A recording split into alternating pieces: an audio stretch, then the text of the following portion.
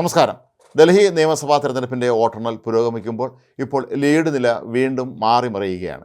BJP 35 സീറ്റിലും Aam Aadmi party 34 സീറ്റിലും Congress 1 സീറ്റിലുമാണ് lead ചെയ്യുന്നതെന്നാണ് ഏറ്റവും ഒടുവിൽ കിട്ടുന്ന വിവരം. ഇത് ഒരുപക്ഷേ മിനിറ്റുകൾക്കകം തന്നെ വീണ്ടും മാറിമറിയാനുള്ള സാധ്യതയുമുണ്ട്. നേരത്തെ BJP ഏതാണ്ട് 40 സീറ്റുകളിൽ മുന്നിട്ട് നിൽക്കുകയായിരുന്നു. വീണ്ടും മറ്റു ചില ബൂത്തുകളിലെ വോട്ടുകൾ എണ്ണി തുടങ്ങിയപ്പോഴാണ് ഈ ലീഡ് നില ഇപ്പോൾ ആകെ മാറിമറിയുന്ന അവസ്ഥയിലേക്ക് കാര്യങ്ങൾ കൊണ്ടുവന്ന് എത്തിച്ചിരിക്കുന്നത്.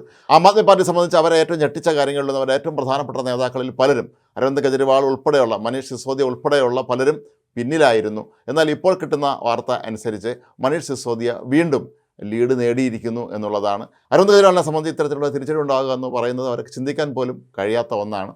ഏതായാലും ഡൽഹി നിയമസഭാ തെരഞ്ഞെടുപ്പിൻ്റെ ഫലം മിനിറ്റ് വെച്ച് ഉദ്യോഗം വർദ്ധിപ്പിക്കുന്ന തരത്തിൽ തന്നെയാണ് ഇപ്പോൾ മുന്നേറിക്കൊണ്ടിരിക്കുന്നത്. പലപ്പോഴും ഇരു മുന്നണികളും ഒപ്പത്തിനൊപ്പം നിൽക്കുകയും മറ്റു ചിലപ്പോൾ BJP വളരെ മുന്നിൽ പോവുകയും ആം ആദ്മി പാർട്ടി വളരെ താഴേക്ക് പോവുകയും ചെയ്യുന്ന ഒരു അവസ്ഥ ഉണ്ടായിട്ടുണ്ട്. ഇവിടെ ആം ആദ്മി പാർട്ടിയും കോൺഗ്രസും പ്രത്യേകമായിട്ടാണ് മത്സരിച്ചത്. ഒരുപക്ഷേ കോൺഗ്രസിൻ്റെ ഈ നിലപാട് ആം ആദ്മി പാർട്ടിക്ക് വലിയ തോതിലുള്ള ദോഷം വരുത്തി വെച്ചു എന്ന് തന്നെ വേണം ഒരുപക്ഷേ ഈ ആദ്യ ഫലങ്ങൾ കാണുമ്പോൾ നമുക്ക് മനസ്സിലാക്കാൻ കഴിയുന്നത്.